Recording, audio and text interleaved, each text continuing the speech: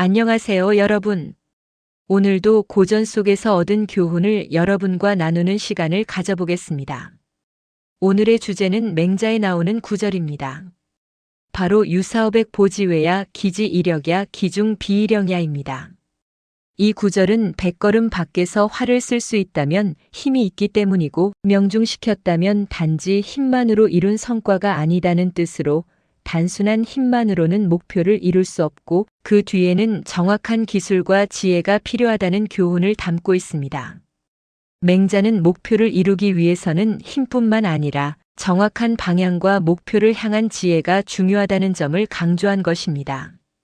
오늘은 이 구절을 통해 단순한 노력과 힘이 아닌 목표를 향한 기술적이고 지혜로운 접근에 대해 이야기해 보겠습니다.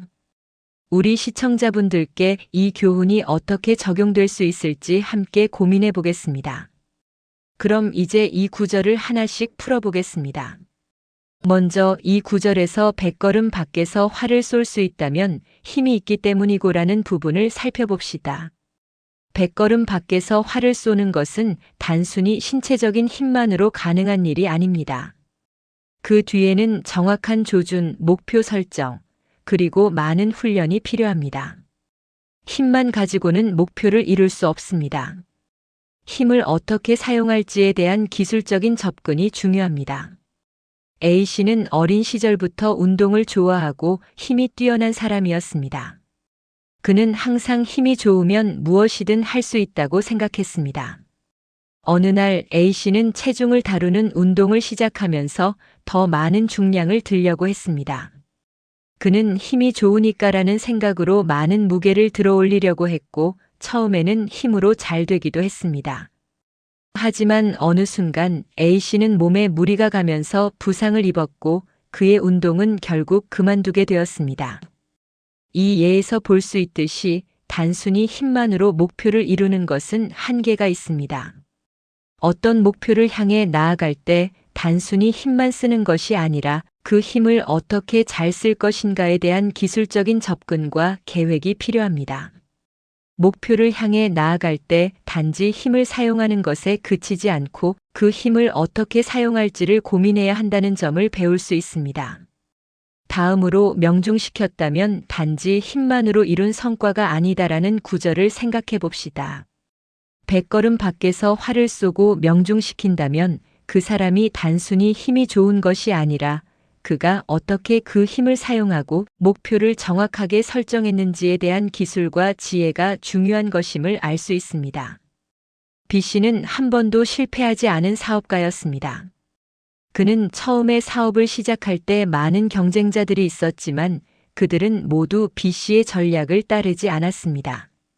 B씨는 단순히 힘을 사용하는 것이 아니라 시장을 분석하고 정확한 목표를 세운 후 그 목표를 달성하기 위해 필요한 전략을 세웠습니다. 그는 사업의 방향을 끊임없이 점검하고 조정하며 결국 시장에서 성공을 거두게 되었습니다. B씨의 성공은 단순히 힘이나 자본만의 결과가 아니었습니다. 그의 성공 뒤에는 정확한 계획과 기술적인 접근이 있었기 때문에 그는 목표를 정확하게 설정하고 이룰 수 있었습니다. 이처럼 힘만으로는 목표를 이룰 수 없으며 목표를 향한 정확한 접근이 중요하다는 점을 깨닫게 됩니다. 그렇다면 목표를 향한 정확한 기술적인 접근은 어떻게 실천할 수 있을까요? 첫 번째, 목표를 명확히 설정해야 합니다.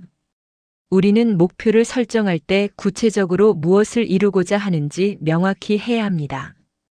그 목표가 정확하게 설정되지 않으면 그 목표를 향해 나아가는 방향이 흐려지고 효율적으로 에너지를 쏟을 수 없습니다.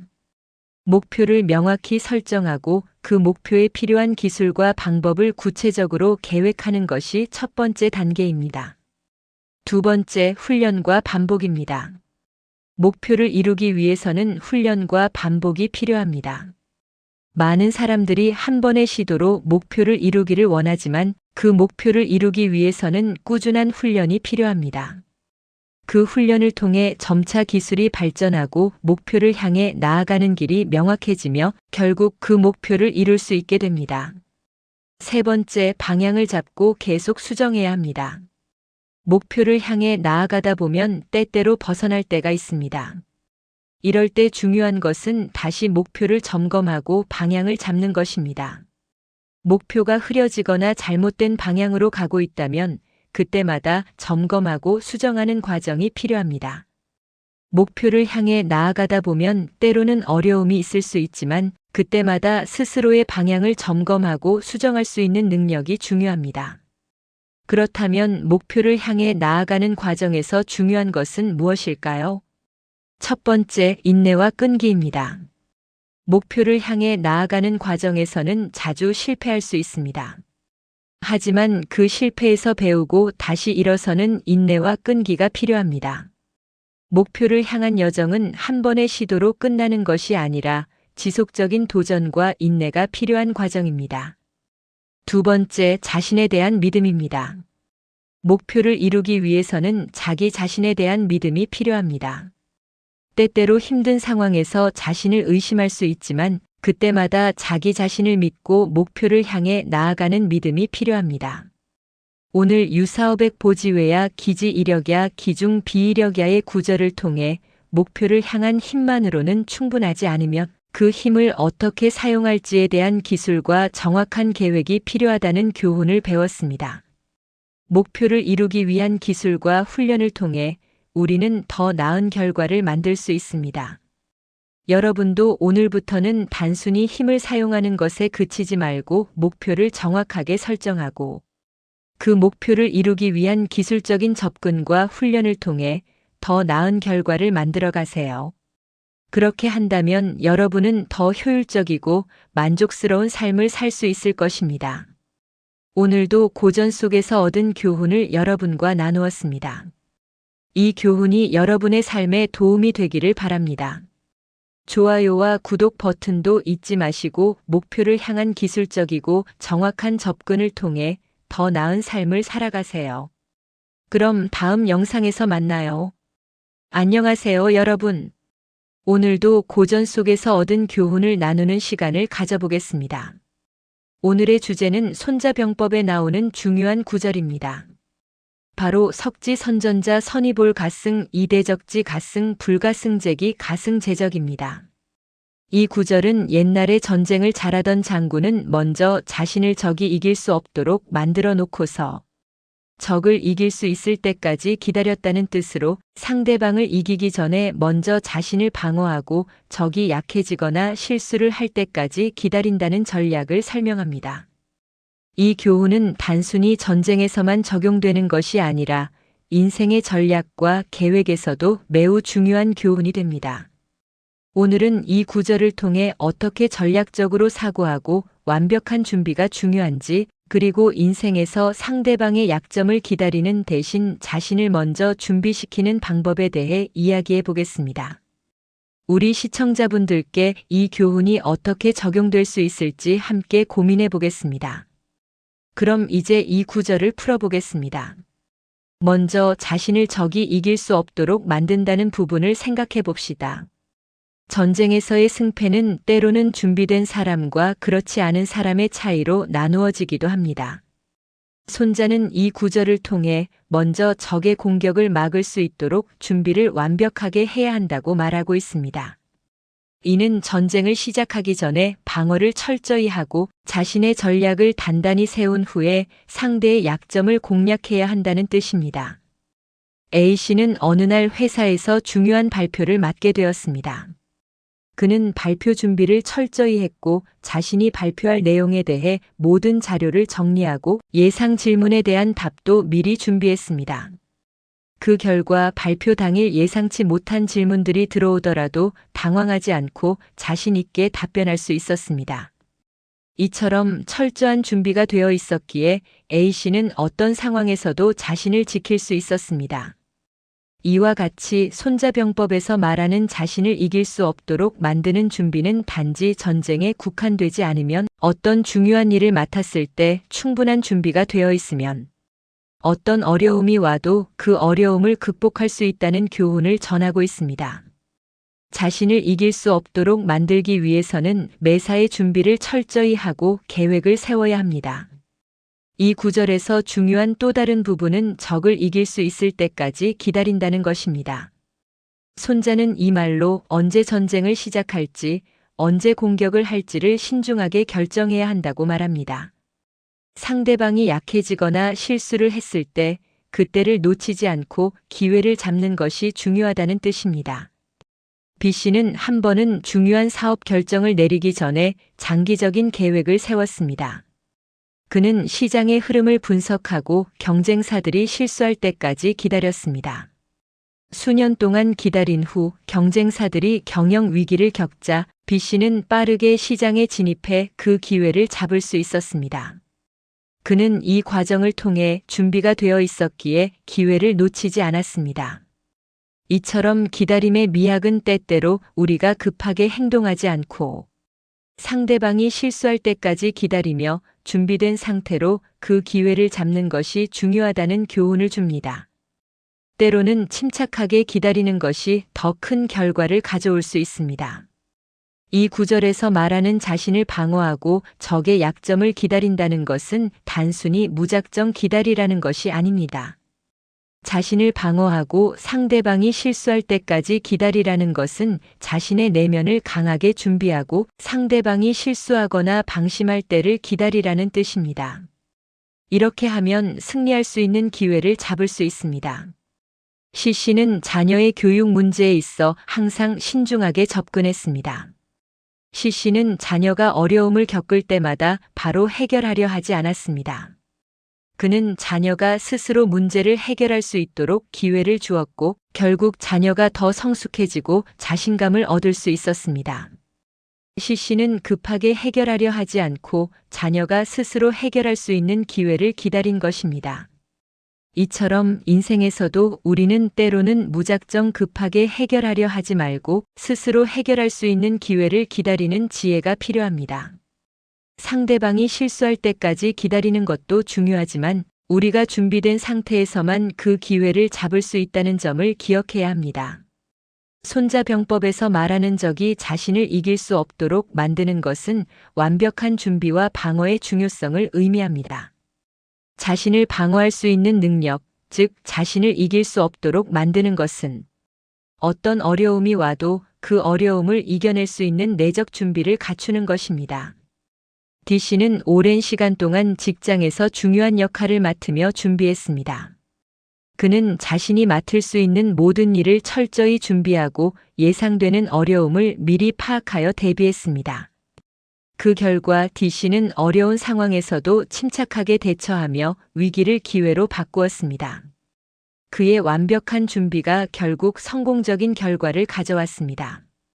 이처럼 완벽한 준비는 어려움에 부딪혔을 때 우리를 승리로 이끌 수 있습니다. 내면을 준비하고 어떤 상황에도 대응할 수 있도록 철저히 준비하는 것이 성공의 비결입니다.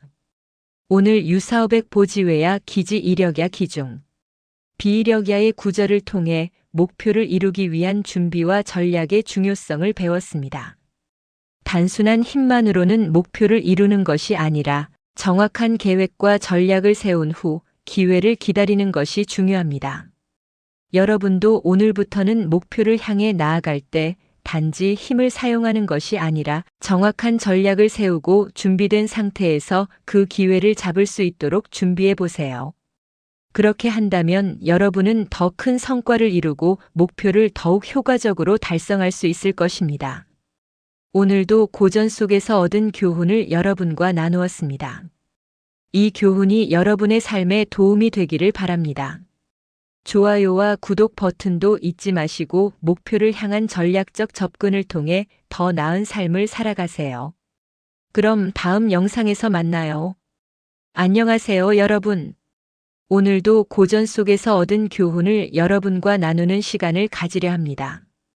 오늘의 주제는 논어에 나오는 중요한 구절입니다. 바로 공자어향당 순수녀야 사불능언자 기재 종묘조정 변변언 유군이입니다.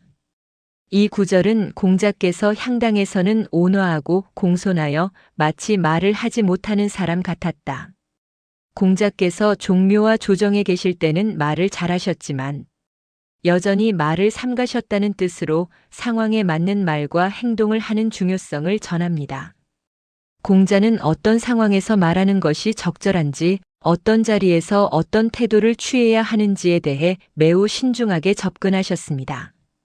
오늘은 이 구절을 통해 공손함과 신중함의 중요성, 자신의 말을 삼가면서도 필요한 말을 할 줄 아는 지혜에 대해 이야기해 보겠습니다. 특히 우리 시청자분들께 이 교훈이 어떻게 적용될 수 있을지 함께 생각해 보겠습니다. 그럼 이제 이 구절을 하나씩 풀어보겠습니다. 먼저 향당에서의 공자님 태도를 생각해 봅시다. 향당은 공자가 사람들과 만나고 소통하는 일상적인 장소였으며 마을 사람들이 공자에게 어떤 기대를 했는지도 중요합니다. 공자는 이곳에서 너무 말을 많이 하거나 자기 의견을 과도하게 내세우지 않으셨습니다. 그는 오히려 온화하고 공손한 태도로 사람들과 교류하면서 말보다는 그들이 자연스럽게 이야기할 수 있는 분위기를 만들었습니다. A씨는 한 회사의 중간 관리자로 매일 많은 사람들과 대화를 나눕니다. 그는 회의나 대화 중에 항상 말을 많이 하지 않지만 말을 할 때마다 그 내용이 정확하고 중요한 점을 짚어내는 경우가 많습니다. A씨는 사람들을 배려하는 태도로 말을 아끼고 신중하게 대화를 나누기 때문에 동료들이나 부하 직원들에게 많은 신뢰를 받고 있습니다. 이처럼 공자의 향당에서의 태도는 그가 사람들과 대화할 때 자신의 의견을 강하게 내세우기보다는 온화하고 신중한 태도를 취했다는 점에서 중요한 교훈을 줍니다. 우리는 사람들과의 관계에서 때로 말을 아끼고 그들이 말을 할 수 있는 여지를 주는 것이 중요한 경우가 많습니다. 종묘와 조정에서 공자께서 말을 삼가셨다는 점은 매우 중요한 교훈을 전합니다. 공자는 중요한 자리에서 자신이 하는 말이 얼마나 중요한지를 잘 알고 있었고 그 말이 사회에 미칠 영향력을 충분히 고려한 후 말을 하셨습니다. 이는 말 한마디가 큰 영향을 미칠 수 있는 자리에 있을 때 신중하게 행동해야 한다는 교훈을 전달합니다. B씨는 회사의 CEO로 중요한 회의에서 항상 말을 아끼며 신중하게 발언합니다.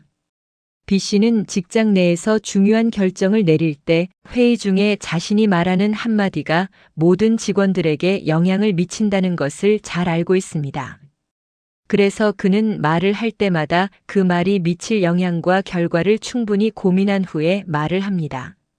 이처럼 중요한 자리에서는 말이 가지는 영향력을 고려해 신중하게 말을 해야 한다는 공자의 교훈을 잘 보여줍니다.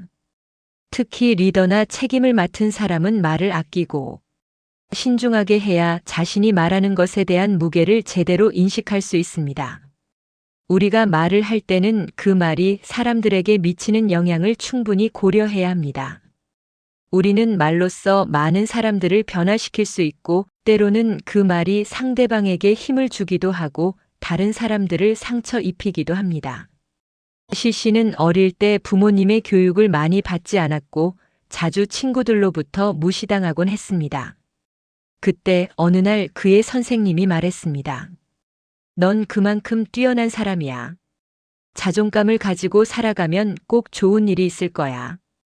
그 한마디가 C씨의 마음을 바꿨고 이후 C씨는 큰 변화를 겪게 되었습니다.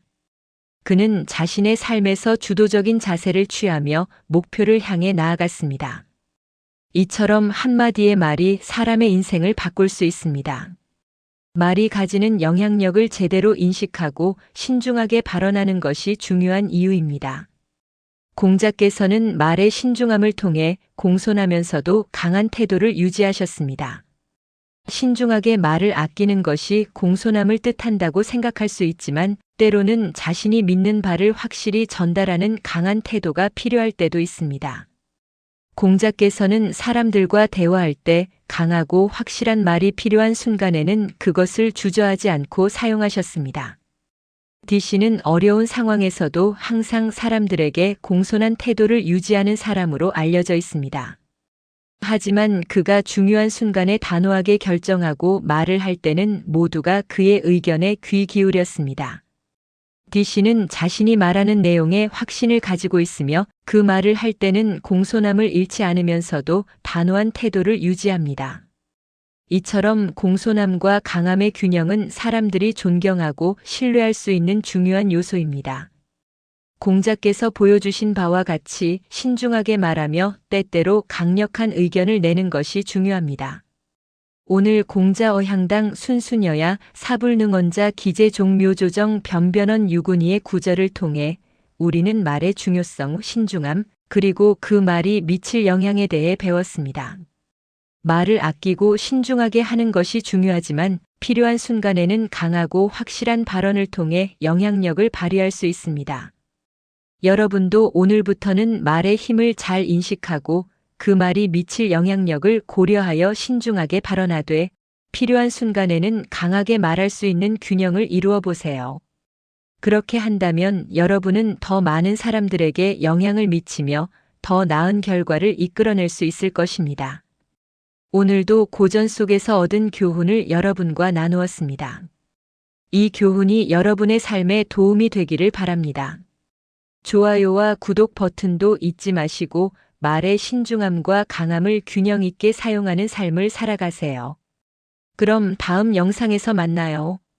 안녕하세요, 여러분. 오늘도 고전 속에서 얻은 교훈을 여러분과 나누는 시간을 가지려고 합니다. 오늘의 주제는 당서에 나오는 구절입니다.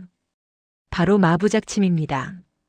이 구절은 도끼를 갈아서 바늘을 만든다는 뜻으로 어려운 일을 통해 결국 작은 목표를 이루는 과정을 설명하는 비유입니다. 이 구절은 우리의 삶에서 목표를 이루기 위한 과정을 하나의 큰 목표를 이루기 위해서는 끊임없는 노력이 필요하다는 교훈을 전합니다. 바늘처럼 작은 성과를 이루기 위해서는 큰 도끼를 갈아야 한다는 것입니다. 이 비유가 무엇을 뜻하는지 함께 살펴보겠습니다. 마부작침의 구절을 자세히 살펴봅시다. 도끼는 굵고 무겁고 바늘은 섬세하고 작습니다. 이 둘은 본질적으로 다른 것들인데 도끼를 갈아서 바늘을 만들겠다는 것은 불가능해 보이는 일을 통해 작은 목표를 이루려는 의지를 나타냅니다. 이 비유는 어려운 과정이지만 인내와 끈기를 가지고 꾸준히 하면 결국 작은 성과를 이룰 수 있다는 중요한 메시지를 전달하고 있습니다. A씨는 어렸을 때부터 그림을 그리기 좋아했지만 기술이 부족해 처음에는 그림을 그릴 때마다 실망을 많이 했습니다. 그의 그림은 종종 왜곡되고 디테일이 부족하여 제대로 된 그림을 그리기 어려웠습니다. 그러나 A씨는 포기하지 않고 꾸준히 연습을 했습니다. 수백, 수천 번의 실패와 시도를 거쳐 그는 결국 매우 정교하고 아름다운 그림을 그릴 수 있게 되었습니다. A씨의 이야기는 마부작침의 교훈을 잘 보여줍니다. 그는 어려운 목표를 위해 끊임없이 연습하고 실패를 반복하며 결국 작은 성과를 이루어냈습니다. 도끼를 갈아 바늘을 만드는 과정처럼 어떤 목표든 지속적인 노력이 필요한 법입니다. 마부작침은 불가능해 보이는 일을 이룰 수 있다는 희망과 도전의 메시지를 담고 있습니다. 이 구절은 우리가 목표를 이루는 과정에서의 인내와 끈기의 중요성을 강조합니다. 많은 사람들은 어려운 일이 닥치면 그 일을 하지 않으려고 회피하거나 쉽게 포기하는 경향이 있습니다. 하지만 도끼를 갈아서 바늘을 만든다는 말은 그처럼 힘든 일에 대한 두려움이 아니라 끊임없이 도전하는 자세가 필요함을 알려줍니다. B씨는 한때 건강이 매우 나빴습니다. 몸이 약하고 운동을 제대로 할 수 없었던 B씨는 늘 피곤하고 지쳐 있었죠. 하지만 B씨는 어느 날 자기 건강을 개선하기 위해 운동을 시작하겠다고 결심했습니다. 처음에는 하루에 몇 분도 뛰지 못했지만 점차 시간을 늘려가며 꾸준히 운동을 했습니다. 그는 단기적인 목표를 세우고 하나씩 성취해 나갔고 몇 년 후 B씨는 이제 훨씬 건강한 몸을 갖게 되었습니다. B씨의 이야기는 마부작침의 또 다른 예입니다. 그는 처음에는 도전이 어려워 보였지만 꾸준히 노력한 결과 건강을 되찾았습니다. 큰 목표를 이루기 위해서는 때로는 작은 일부터 시작해야 하며 그 과정에서 꾸준함과 인내가 무엇보다 중요한 자산이 됩니다. 이제 마부작침의 교훈이 우리 삶에 어떻게 적용될 수 있을지 생각해 봅시다. 우리는 종종 큰 목표를 이루기 위해서는 한 번의 큰 노력만 필요하다고 생각할 수 있지만 실제로 큰 목표를 달성하기 위해서는 지속적인 노력과 시간이 필요합니다. 첫 번째, 작은 목표를 설정해야 합니다. 우리는 목표를 세울 때 큰 목표를 세우는 것이 중요하지만 그 목표를 작은 단계로 나누어 설정하는 것이 효과적입니다. 하루에 한 번씩 조금씩 목표를 향해 나아가는 것이 더 효과적입니다. 이렇게 작은 목표들을 이루어 나가면서 결국 큰 목표를 성취할 수 있습니다.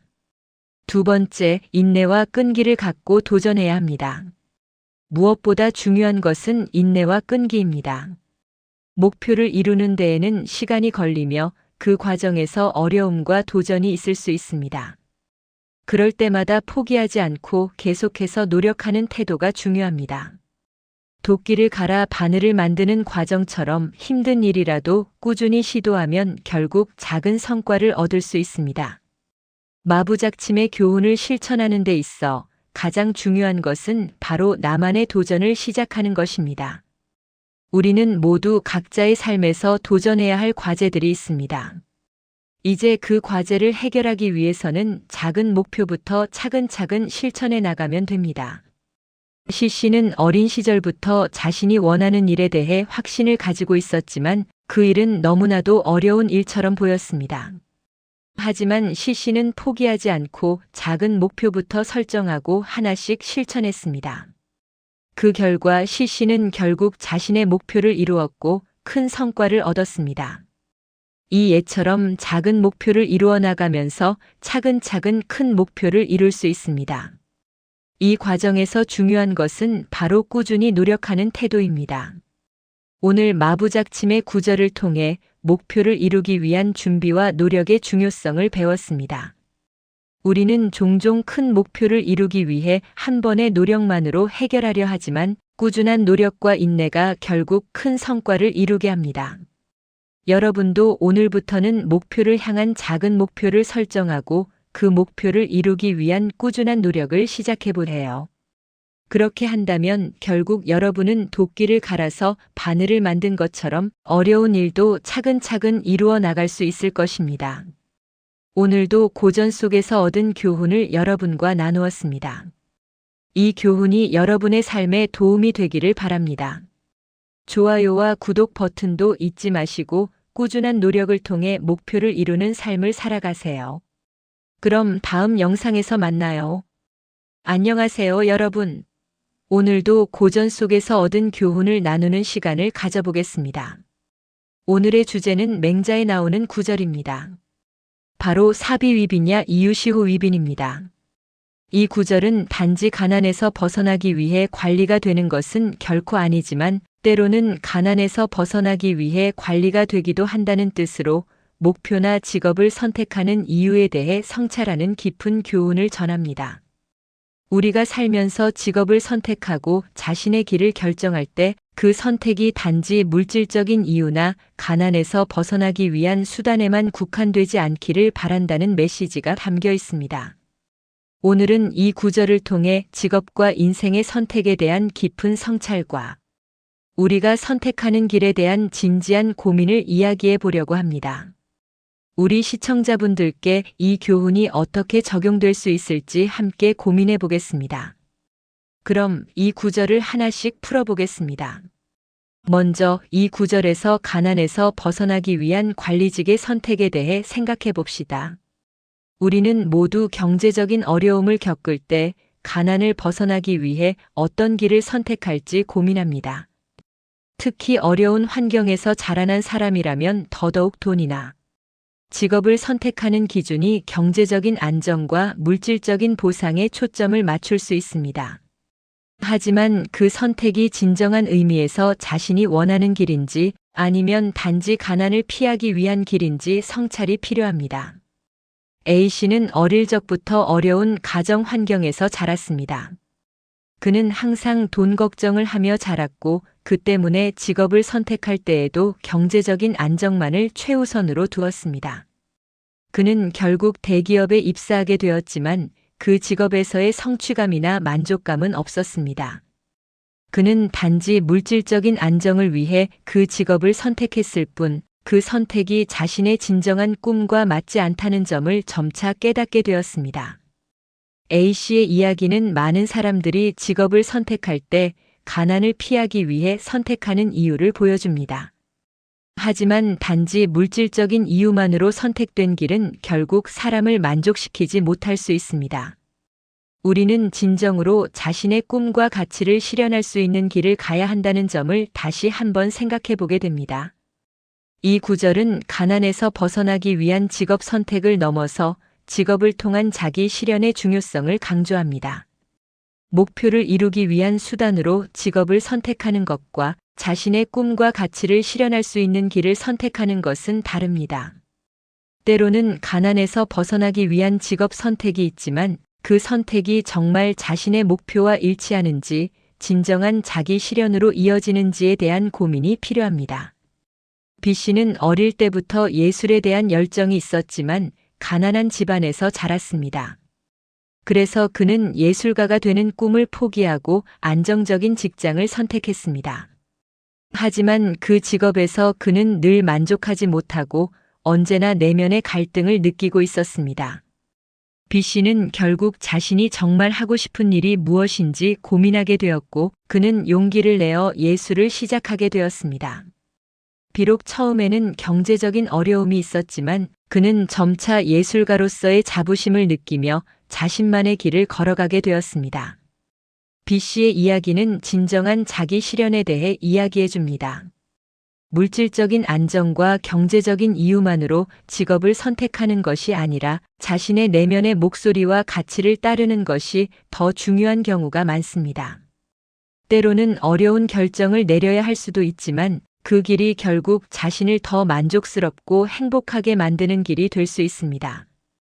이제 가난에서 벗어나기 위한 직업 선택에 대해 조금 더 깊이 생각해 봅시다. 경제적 안정을 추구하는 것은 중요한 목표일 수 있습니다. 그러나 그것이 전부일까요? 많은 사람들이 직업을 통해 자신을 정의하려고 하지만 그 직업이 자신에게 어떤 의미를 가지는지에 대한 고민 없이 선택하기도 합니다. 이 구절에서 말하는 단지 가난에서 벗어나기 위해 직업을 선택하는 것이 진정한 이유가 될 수 있는지에 대한 질문을 던져봅시다. B씨는 어릴 적부터 직업을 선택하는 기준이 경제적 안정이었습니다. 하지만 그는 자신이 정말 좋아하는 일이 무엇인지 모르고 안정적인 직업을 선택했습니다. 처음에는 생활이 편해졌지만 점차 그 직업에서 성취감이나 기쁨을 느끼지 못했고 그의 내면에는 항상 공허함이 남아 있었습니다. B씨는 결국 그 직업을 떠나 자신이 좋아하는 분야에서 새로운 직업을 찾기로 결심했습니다. 그는 더 이상 물질적인 안정만을 목표로 삼지 않고 자신의 진정한 욕구를 충족할 수 있는 길을 선택했습니다. 이 이야기에서 볼 수 있듯이 직업을 선택하는 이유가 단순히 가난에서 벗어나는 것만으로는 충분하지 않을 수 있습니다. 자신의 삶을 진정으로 의미 있게 만드는 직업을 찾는 것이 더 중요하다는 교훈을 줍니다. 그렇다면 우리는 어떻게 직업을 선택하고 인생을 살아가야 할까요? 단지 물질적인 안정이나 가난에서 벗어나는 것에만 집중하는 것이 아니라 자신의 가치를 실현할 수 있는 길을 선택하는 것이 중요합니다. 그 선택이 바로 자기 실현으로 이어지는 길이 될 수 있습니다. C씨는 오랜 시간 동안 정해진 경로를 따라 일을 해왔습니다. 그는 항상 물질적인 안정만을 목표로 삼고 사회적 기대에 맞추어 살아왔습니다. 하지만 어느 순간 그는 자신의 삶에서 진정 원하는 것이 무엇인지 모른다는 것을 깨달았습니다. 그는 새로운 분야에 도전하기로 결심하고 자신의 꿈을 쫓아가기로 했습니다. 처음에는 많은 도전이 있었지만 C씨는 점차 자신이 진정 원하던 일을 하며 더 만족스러운 삶을 살게 되었습니다. 이 예시에서 C씨의 결정은 단순히 가난에서 벗어나기 위한 직업 선택을 넘어서 자신의 꿈과 가치를 실현하기 위한 결단이었습니다. 우리는 종종 경제적 안정만을 추구하지만 그것이 전부가 아님을 깨닫는 것이 중요합니다. 자신의 꿈을 이루기 위한 도전이 더 큰 만족감을 가져올 수 있습니다. 오늘 사비위빈야 이유시호위빈의 구절을 통해 직업 선택이 물질적 안정만을 목표로 하는 것이 아니라 자기 실현을 위한 중요한 과정임을 알게 되었습니다. 자신의 꿈과 가치를 실현할 수 있는 길을 찾는 것이 더 중요합니다. 여러분도 오늘부터는 직업을 선택하는 기준을 물질적인 안정만으로 두지 말고 자신의 꿈과 가치를 실현할 수 있는 길을 선택하는 것이 중요하다는 교훈을 가슴에 새기세요. 그렇게 하면 여러분은 더 큰 만족과 행복을 느끼게 될 것입니다. 오늘도 고전 속에서 얻은 교훈을 여러분과 나누었습니다. 이 교훈이 여러분의 삶에 도움이 되기를 바랍니다. 좋아요와 구독 버튼도 잊지 마시고 자기 실현을 위한 직업 선택을 통해 더 나은 삶을 살아가세요. 그럼 다음 영상에서 만나요. 안녕하세요, 여러분. 오늘도 고전 속에서 얻은 교훈을 여러분과 나누는 시간을 가지겠습니다. 오늘의 주제는 책은담에 나오는 중요한 구절입니다. 바로 승거목단 수적석천 학도자 수가역색 수도거성 과속체락 득도자 일임천기입니다. 이 구절은 새끼로도 톱을 삼아서 오래 쓰면 나무를 자르고 물방울도 오래 떨어지면 돌을 뚫는다. 돌을 베우는 사람은 모름지기 힘써 찾기를 더해야 한다. 물이 모이면 도랑이 되고 참외는 익으면 꼭지가 떨어지니 돌을 얻으려는 사람은 하늘에 맡겨야 한다는 뜻입니다. 이 구절은 꾸준한 노력과 인내의 중요성, 그리고 목표를 향한 끈질긴 자세를 강조하고 있습니다. 오늘은 이 구절을 통해 인내와 끈기의 힘 그리고 목표를 향한 여정을 이야기하고자 합니다. 여러분도 아시다시피 목표를 향한 길은 결코 쉽지 않습니다. 하지만 이 길을 꾸준히 가면 결국 그 목표를 이룰 수 있다는 교훈이 바로 이 구절에 담겨 있습니다.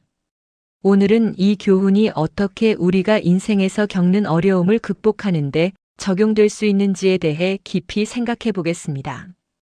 먼저 이 구절에서 새끼로도 톱을 삼아서 오래 쓰면 나무를 자르고라고 한 부분을 생각해 봅시다. 새끼로 톱을 삼는 것은 쉽게 생각하면 불가능한 일처럼 보일 수 있지만 꾸준한 노력과 시간이 흐르면 결국 그 어려운 일이 가능해진다는 의미입니다. 이 구절은 결국 꾸준히 하면 불가능한 일도 이루어질 수 있다는 교훈을 줍니다. A씨는 어린 시절부터 음악을 좋아했지만 악기 연주에 대한 실력이 부족했습니다. 그는 처음에는 그저 흥미로 시작했지만 점차 더 많은 시간을 투자하면서 꾸준히 연습했습니다. 초기에 그는 손가락이 아프고 곡을 제대로 따라가지 못했지만 그는 매일 연습을 거르지 않았습니다. 수많은 반복 끝에 그는 어느 날 복잡한 곡도 능숙하게 연주할 수 있게 되었고 음악을 통해 자신감을 얻었습니다. A씨의 예에서 알 수 있듯이 초기에는 어려움이 많지만 꾸준한 연습이 결국 성과를 이루게 합니다. 새끼로 톱을 삼는다고 해도 시간이 지나면 결국 나무를 자를 수 있듯이 꾸준한 노력은 불가능해 보이는 목표도 현실로 만듭니다. 이 구절에서 물방울도 오래 떨어지면 돌을 뚫는다는 부분은 인내와 끈기의 중요성을 강조하고 있습니다. 우리는 모두 목표를 향해 나아가다 보면 어려운 순간을 맞이할 때가 많습니다. 그럴 때마다 포기하지 않고 꾸준히 작은 노력이라도 계속하는 것이 중요합니다. 물방울처럼 작은 노력이라도 꾸준히 반복되면 결국 그 목표를 이루는 강력한 힘이 된다는 것입니다. B씨는 어릴 때부터 비즈니스 아이디어를 가지고 있었지만 주변 사람들은 그가 사업을 시작한다고 했을 때 많은 사람들이 비웃었습니다. 하지만 B씨는 꾸준히 공부하고 시장을 분석하며 자신이 생각한 사업을 시작했습니다. 그는 수많은 어려움과 실패를 겪었지만 포기하지 않고 꾸준히 노력했습니다. 몇 년 후 B씨의 사업은 큰 성공을 거두었고 그가 만든 브랜드는 유명해졌습니다. B씨의 이야기는 물방울처럼 작은 노력이 지속적으로 이어졌을 때 결국 돌을 뚫고 큰 성과를 이루었다는 것을 보여줍니다. 비록 처음에는 어려운 상황이었지만 그는 인내심을 가지고 작은 노력들을 반복하며 결국 큰 결과를 얻었습니다. 구절의 다음 부분은 도를 배우는 사람은 모름지기 힘써 찾기를 더해야 한다입니다.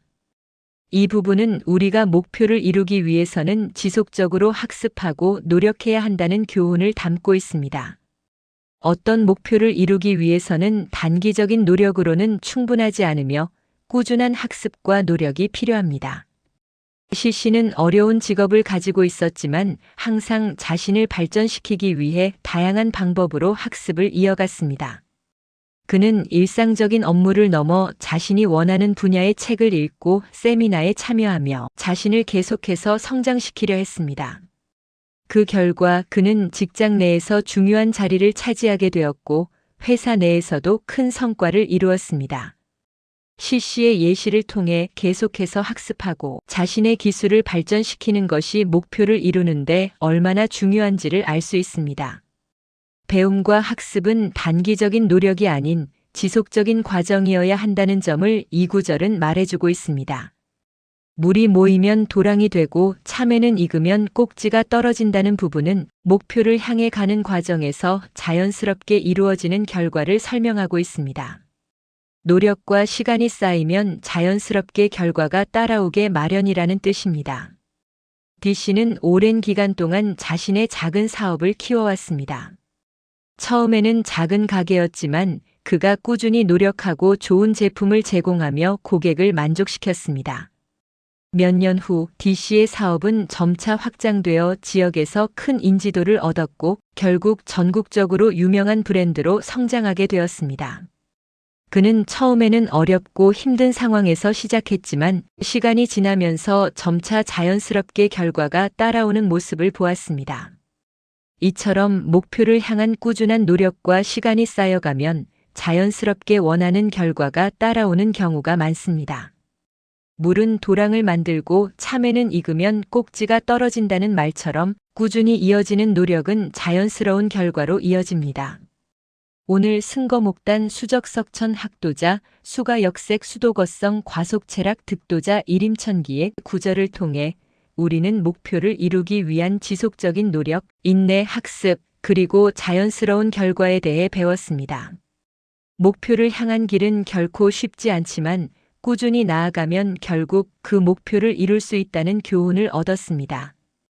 여러분도 오늘부터는 작은 목표부터 차근차근 이루어가며 꾸준히 노력하고 기다린다면 결국 여러분도 목표를 이룰 수 있을 것입니다. 도끼로 톱을 삼아서 바늘을 만든다는 것처럼 어려운 목표도 끈질기게 도전하면 언젠가는 이루어집니다. 오늘도 고전 속에서 얻은 교훈을 여러분과 나누었습니다. 이 교훈이 여러분의 삶에 도움이 되기를 바랍니다. 좋아요와 구독 버튼도 잊지 마시고 꾸준히 노력하며 목표를 향해 나아가는 삶을 살아가세요. 그럼 다음 영상에서 만나요. 안녕하세요, 여러분. 오늘도 고전 속에서 얻은 교훈을 여러분과 나누는 시간을 가져보겠습니다. 오늘의 주제는 논어에 나오는 구절입니다. 바로 호용질빈 나냐 인이 부린 질지이심 나냐입니다. 이 구절은 용감함을 좋아하고 가난을 싫어하는 것이 혼란을 일으키고 사람으로서 얻을지 못함을 너무 미워하는 것 또한 혼란을 일으킨다는 뜻으로 인간이 가지는 가치관의 왜곡이나 지나친 극단적 태도가 결국 혼란을 초래할 수 있다는 교훈을 전합니다. 오늘은 이 구절을 통해 우리가 어떻게 균형 잡힌 삶을 살아갈 수 있을지, 그리고 왜 과도한 태도나 가치관의 극단적인 편향이 문제를 일으킬 수 있는지에 대해 이야기해 보려고 합니다. 여러분이 인생을 살아가면서 더욱 깊이 생각할 수 있는 기회가 되었으면 좋겠습니다. 먼저 용감함을 좋아하고 가난을 싫어하는 것에 대해 생각해 봅시다. 용감함은 분명 중요한 미덕입니다. 어떤 일을 하거나 목표를 추구할 때 용기는 필수적이죠. 그러나 맹목적으로 용기를 추구하고 가난을 싫어하는 태도는 문제를 일으킬 수 있습니다.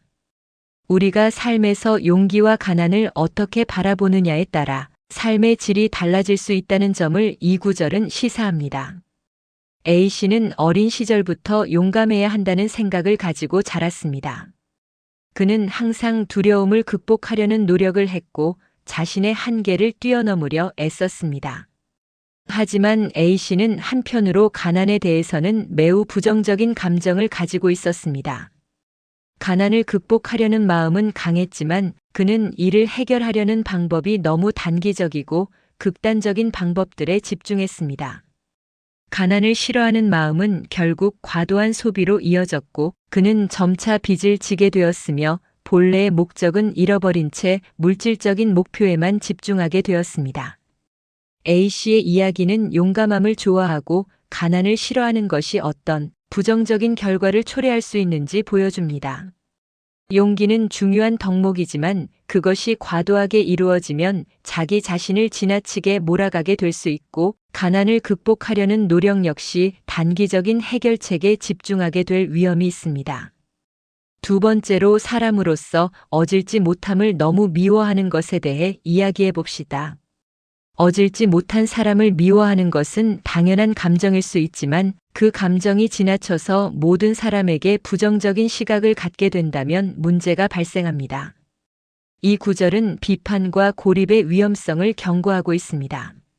너무 고립되거나 비판적인 시각을 가지면 결국 자신에게도 큰 피해를 주게 된다는 교훈을 전해줍니다. B씨는 직장에서 사람들의 실수를 지적하는 일을 자주 했습니다. 그는 직장 동료들이 실수를 할 때마다 참지 못하고 그들을 비난하며 어려운 상황에서도 항상 사람들의 단점을 지적하려 했습니다. 하지만 그로 인해 동료들은 점차 B씨와 거리를 두게 되었고 B씨는 점차 고립되었으며 결국 그가 신뢰할 수 있는 사람은 아무도 없게 되었습니다. 이 이야기에서 볼 수 있듯이 너무 지나치게 비판적인 태도나 고립된 시각은 결국 사람들과의 관계를 악화시키고 자기 자신도 고립되게 만든다는 교훈을 알 수 있습니다. 우리는 사람들이 가진 단점을 보는 것도 중요하지만 그들의 장점을 보고 긍정적으로 소통하는 자세가 더 중요한 경우가 많습니다.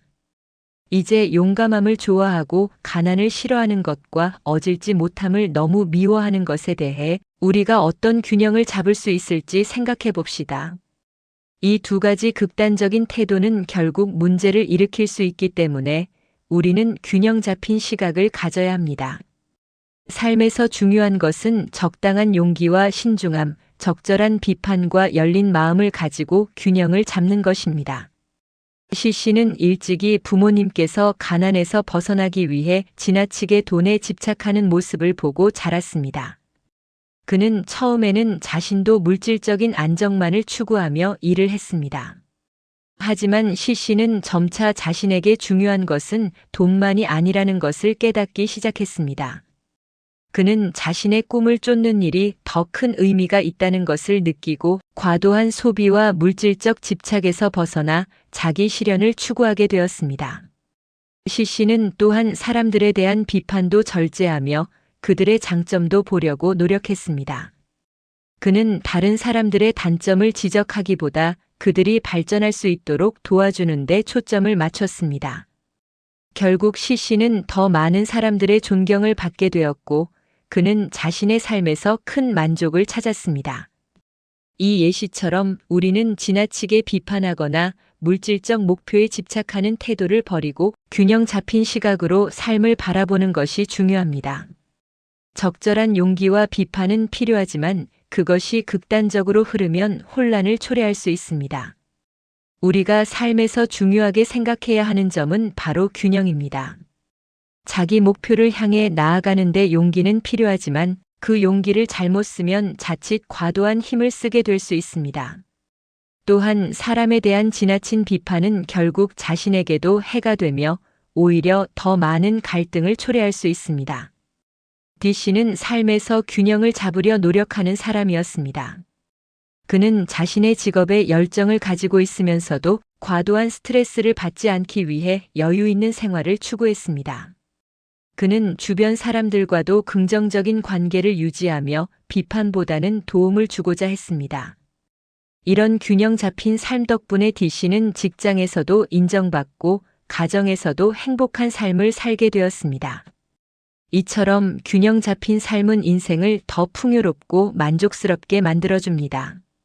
우리는 지나치게 극단적인 선택을 하지 않고 각자의 삶에서 적절한 균형을 찾는 것이 중요합니다.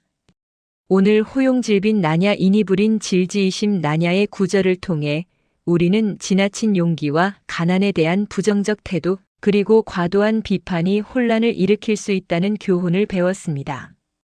우리는 균형 잡힌 삶을 살아가기 위해 인내와 용기, 그리고 열린 마음과 비판을 절제하는 것이 중요하다는 것을 알게 되었습니다.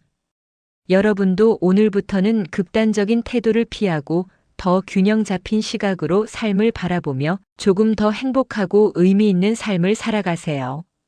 그렇게 한다면 여러분도 더 나은 결과를 얻고 더 만족스러운 삶을 살아갈 수 있을 것입니다. 오늘도 고전 속에서 얻은 교훈을 여러분과 나누었습니다. 이 교훈이 여러분의 삶에 도움이 되기를 바랍니다. 좋아요와 구독 버튼도 잊지 마시고 균형 잡힌 삶을 살아가는 방법을 함께 고민하며 더 나은 삶을 살아가세요. 그럼 다음 영상에서 만나요. 안녕하세요, 여러분. 오늘도 고전 속에서 얻은 교훈을 여러분과 나누는 시간을 가지겠습니다. 오늘의 주제는 명심보감에 나오는 구절입니다. 바로 총명사의 수지이유 공피처나 수지이양 용력진세 수지이겁 부유사의 수지이겸입니다. 이 구절은 공자가 말했다.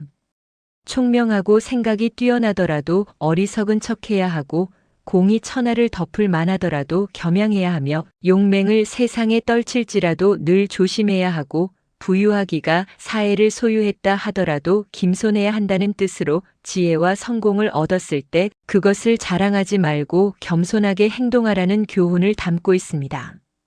오늘은 이 구절을 통해 우리가 어떤 상황에서도 겸손과 자기 절제를 유지해야 하는 이유에 대해 이야기하고 그 교훈을 일상에 어떻게 적용할 수 있을지에 대해 생각해 보겠습니다. 이 교훈이 우리 시청자분들에게도 큰 도움이 될 수 있기를 바랍니다.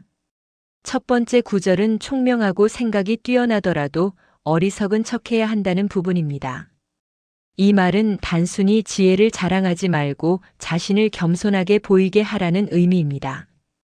우리가 무엇인가를 알고 있다고 해서 그것을 드러내거나 자랑하지 않는 태도가 진정한 지혜와 겸손을 반영한다고 할 수 있습니다. A씨는 어린 시절부터 매우 총명하고 학문을 좋아했습니다. 그는 항상 남들보다 먼저 문제를 해결하고 다른 사람들에게 조언을 해주곤 했습니다. 하지만 A씨는 어느 순간 자신이 너무 많은 것을 알고 있다는 생각에 빠져 자주 자신의 지식을 남에게 자랑하게 되었습니다. 그러나 그가 지나치게 자랑하자 주변 사람들은 그를 점점 멀리하게 되었고 결국 A씨는 외롭고 자존심만 상하게 되었습니다. 이 이야기는 지식이나 지혜를 자랑하는 것이 때로는 사람들 사이에서 거리감을 만든다는 교훈을 줍니다. 공자는 지혜를 가진 사람일수록 그것을 겸손하게 숨기고 자랑하지 않는 것이 중요하다고 말하고 있습니다. 두 번째 구절은 공이 천하를 덮을 만하더라도 겸양해야 한다는 부분입니다. 이 구절은 자신이 이루어낸 일이 크다고 해서 그 공을 자랑하지 말고 그에 대해 겸손한 태도를 가져야 한다는 교훈을 담고 있습니다. 어떤 큰 성취를 이뤘을 때 겸손한 태도를 유지하는 것이 진정한 위대함을 의미한다는 것입니다. B씨는 어린 시절부터 여러 가지 재능을 발휘하여 여러 가지 대회에서 우승을 차지하고 많은 사람들에게 인정을 받았습니다. 하지만 B씨는 점차 자만에 빠지게 되었고 자신의 성취를 과시하며 주변 사람들을 무시하게 되었습니다. 그 결과 그는 점차 사람들에게서 멀어지게 되었고 결국 혼자 남게 되었습니다. B씨의 이야기는 자신의 성취나 공을 지나치게 자랑하고 과시하는 것의 위험성을 보여줍니다. 큰 성취 뒤에 겸손하게 행동하는 것이 사람들과의 관계에서 더 큰 가치를 만들어낸다는 교훈을 얻을 수 있습니다. 세 번째 구절은 용맹을 세상에 떨칠지라도 늘 조심해야 한다는 부분입니다. 용감한 태도나 행동이 때로는 상황에 맞지 않으면 문제를 일으킬 수 있다는 교훈입니다. 우리의 용기가 잘못된 방향으로 사용될 경우 그것이 역효과를 낳을 수 있습니다. 용맹을 떨칠 때에도 조심하고 신중해야 한다는 것입니다. C씨는 어렸을 때부터 용감한 성격이었습니다. 그는 친구들이 어려운 상황에 처했을 때 항상 앞장서서 도와주고 위험을 무릅썼습니다. 하지만 어느 날 너무 앞서 나간 나머지 상황을 정확히 파악하지 못한 채 행동했더니 오히려 상황을 더 복잡하게 만들고 친구들에게 큰 피해를 줬습니다. C씨는 그 후 용기만큼이나 신중함이 중요하다는 것을 깨달았습니다. 이 예시에서 C씨의 경험은 용기가 중요한 덕목이지만 그것이 과하게 되면 오히려 상황을 더 악화시킬 수 있음을 보여줍니다. 용맹함을 떨칠 때에도 항상 상황을 잘 판단하고 신중하게 행동해야 한다는 교훈을 전달해주고 있습니다. 네 번째 구절은 부유하기가 사해를 소유했다 하더라도 겸손해야 한다는 부분입니다. 부유함과 권력을 가질 때에도 그 자리에 안주하지 말고 항상 겸손한 태도를 유지해야 한다는 의미입니다. 물질적인 풍요가 있을 때 더욱 겸손함을 잃지 않는 것이 진정한 위대함이라는 교훈을 전합니다. D씨는 성공적인 사업가로서 큰 부를 이뤘습니다. 하지만 그는 점차 사람들과의 관계에서 자만하게 되었고 자신의 부유함을 과시하게 되었습니다.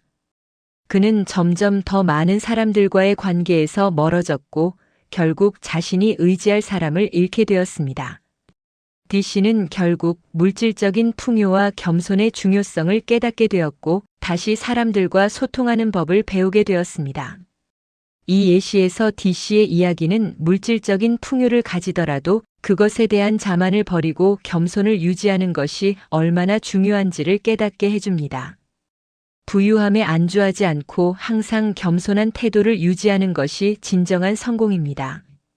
오늘 우리는 지혜와 용기, 부유함을 얻었을 때 그것을 겸손하게 다뤄야 한다는 교훈을 배웠습니다.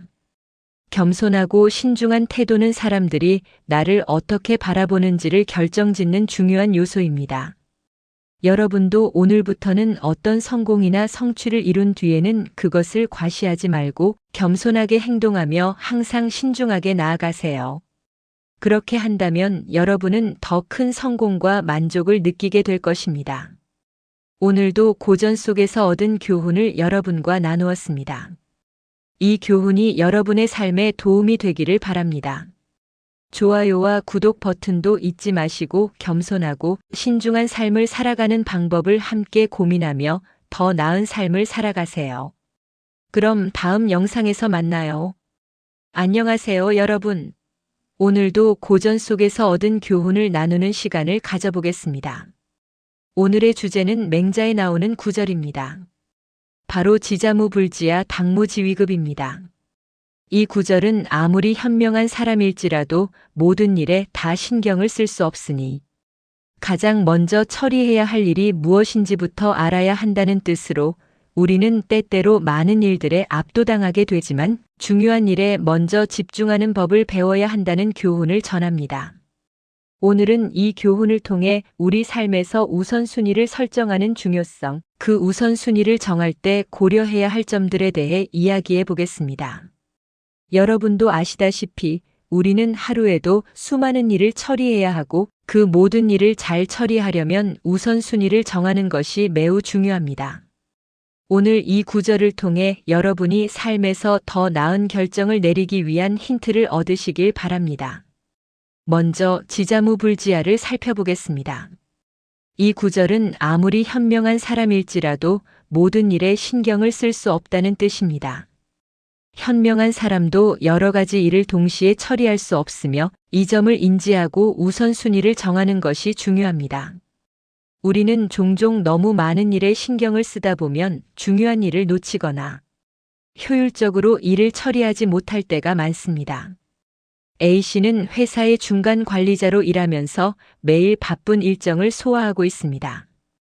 그는 항상 모든 업무를 완벽하게 처리하려 했습니다. 하지만 시간이 지날수록 A씨는 점차 피로감을 느끼고 결국 중요한 업무를 놓치기 시작했습니다. 그는 매일 새로운 일을 처리하느라 중요한 일정을 놓친 뒤에야 실수를 깨닫곤 했습니다.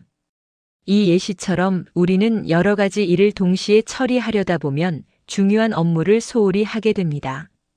특히 회사나 가정에서 중요한 결정을 내려야 할 때 우선순위를 정하고 집중하는 것이 얼마나 중요한지 잘 보여줍니다. 모든 일에 다 신경을 쓸 수 없다는 것을 인식하고 필요한 일에 집중하는 태도가 중요합니다. 그렇다면 당무지휘급은 어떤 교훈을 전할까요? 이 구절은 우리가 해야 할 일이 많을 때 가장 중요한 일부터 처리해야 한다는 것입니다. 사람들은 때때로 긴급한 일에만 집중하고 중요한 일은 뒤로 미루기도 하지만 진정으로 중요한 일을 우선순위에 두고 처리하는 것이 중요합니다. B 씨는 어느 회사에서 중요한 프로젝트를 맡고 있는 팀장입니다. 그는 처음에 팀원들에게 작은 업무들을 먼저 처리하라고 지시했습니다. 하지만 어느 날 회사에서 매우 중요한 고객과의 미팅이 예정되었고 그는 그 미팅에 대한 준비가 부족하다는 것을 깨달았습니다.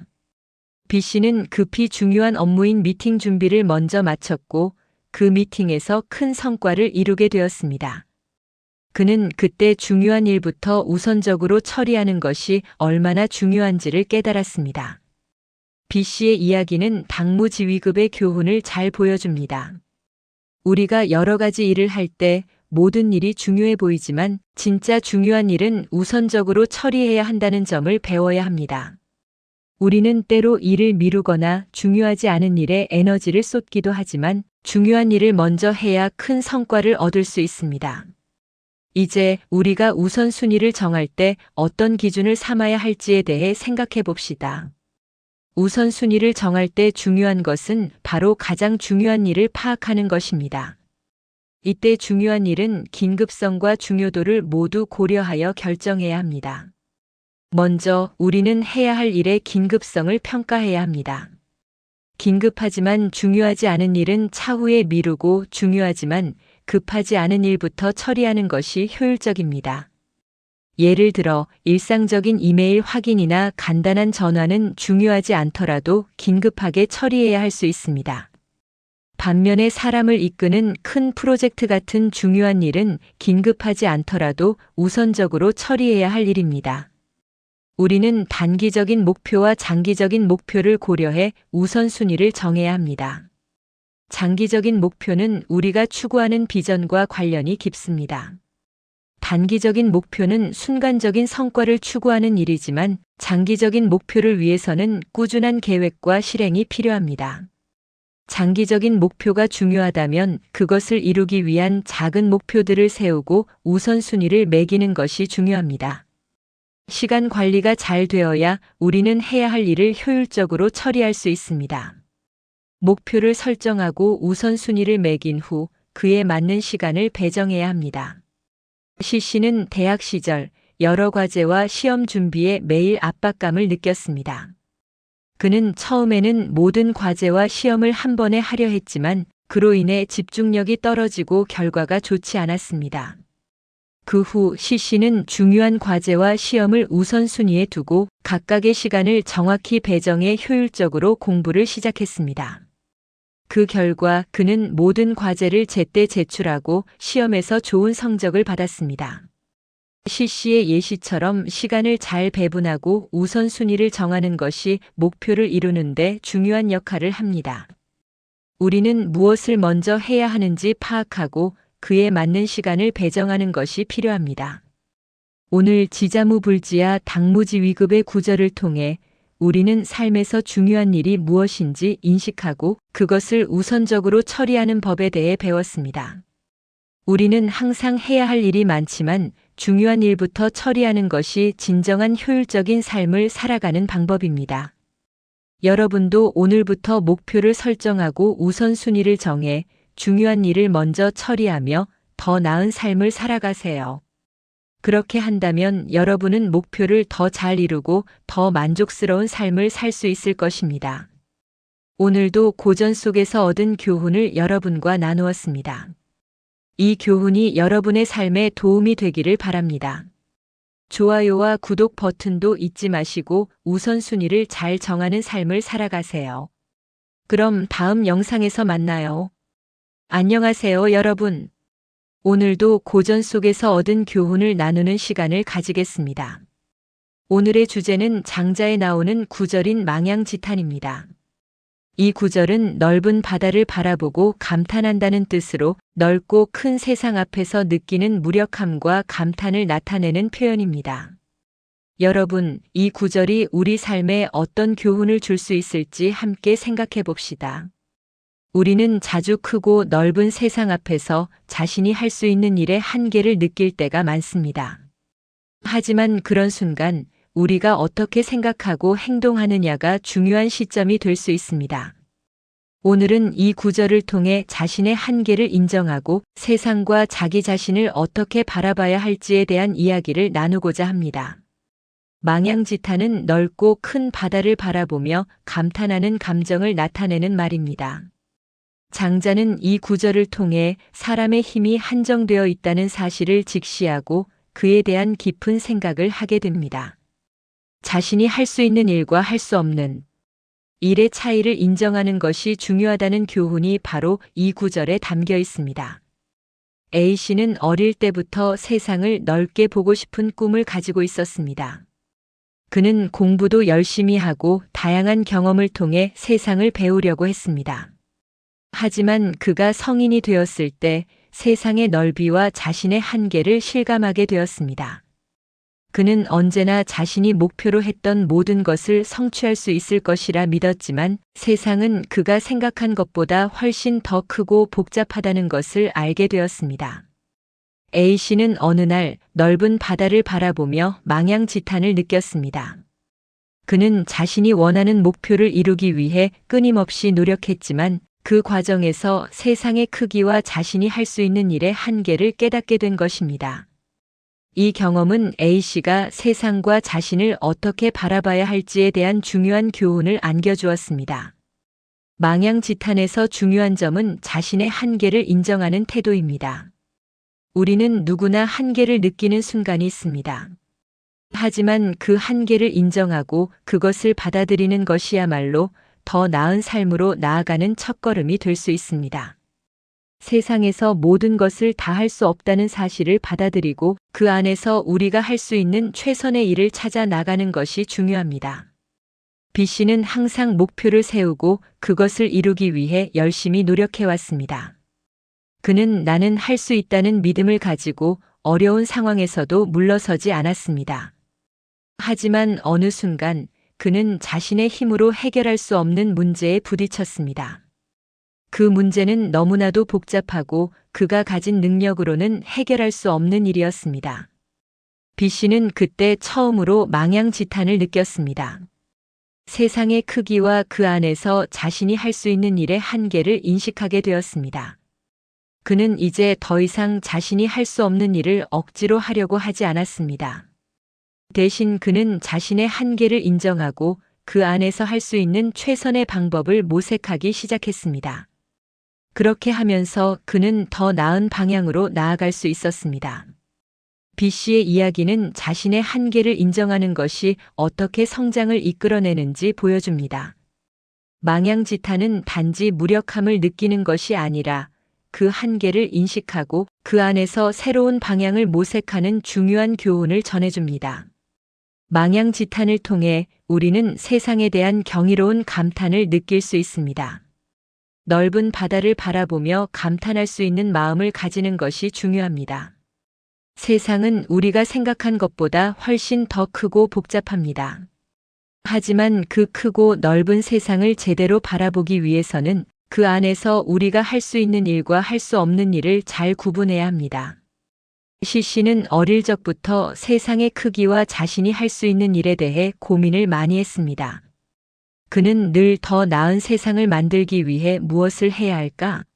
라는 질문을 가지고 살았습니다. 하지만 세월이 흐르면서 C씨는 점차 세상의 복잡함과 자신이 할 수 있는 일의 한계를 깨닫게 되었습니다.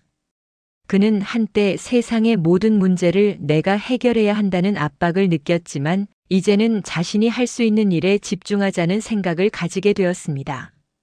C씨는 세상에 대한 감탄을 느끼며 자신이 할 수 있는 일에 집중하며 살게 되었습니다. 그는 자신이 할 수 있는 일과 할 수 없는 일을 구분하며 그 안에서 더 큰 성취를 이루었습니다. 이처럼 세상에 대한 경이로운 감탄은 단순히 감탄하는 것이 아니라 자신의 역할과 한계를 받아들이고 그 안에서 최선의 노력을 다하는 과정이 중요합니다. 이제 망양지탄을 통해 세상과 나의 관계를 어떻게 설정할 수 있을지 생각해 봅시다. 세상은 넓고 그 안에서 우리가 할 수 있는 일도 많지만 우리는 자신의 역할을 찾고 그에 맞는 일을 하는 것이 중요합니다. 세상에서 모든 일을 다 해결하려고 하는 것은 불가능하지만 그 안에서 자신이 할 수 있는 중요한 일을 찾아 그에 집중하는 것이 훨씬 더 중요합니다. D씨는 자신의 역할을 찾기 위해 오랜 시간 고민했습니다. 처음에는 무엇이든지 해결하려고 했지만 점차 내가 할 수 있는 것에 집중하자는 생각을 가지게 되었습니다. D씨는 결국 자신의 강점을 발견하고 그 안에서 최선을 다하며 더 나은 삶을 살 수 있었습니다. D씨의 이야기처럼 우리는 세상에서 우리가 할 수 있는 역할을 찾고 그에 집중하는 것이 중요합니다. 망양지탄의 교훈은 단지 세상에 대한 감탄이 아니라 그 안에서 나의 위치와 역할을 찾고 그에 맞게 살아가는 것의 중요성을 말해줍니다. 오늘 망양지탄을 통해 우리는 세상의 크기와 자신이 할 수 있는 일의 한계를 인식하고 그 안에서 최선의 노력을 다하는 것이 중요하다는 교훈을 얻었습니다. 세상은 넓고 크지만 그 속에서 우리가 할 수 있는 일은 무한히 많습니다. 그 안에서 자신의 역할을 찾아 나가는 것이 진정한 의미 있는 삶을 살아가는 길입니다. 여러분도 오늘부터는 세상의 넓이를 인정하고 자신의 역할을 찾으며 그 안에서 최선을 다하는 삶을 살아가세요. 그렇게 한다면 여러분은 진정한 의미를 찾을 수 있을 것입니다. 오늘도 고전 속에서 얻은 교훈을 여러분과 나누었습니다. 이 교훈이 여러분의 삶에 도움이 되기를 바랍니다. 좋아요와 구독 버튼도 잊지 마시고 세상의 넓이 속에서 자신이 할 수 있는 일을 찾아 나아가는 삶을 살아가세요. 그럼 다음 영상에서 만나요.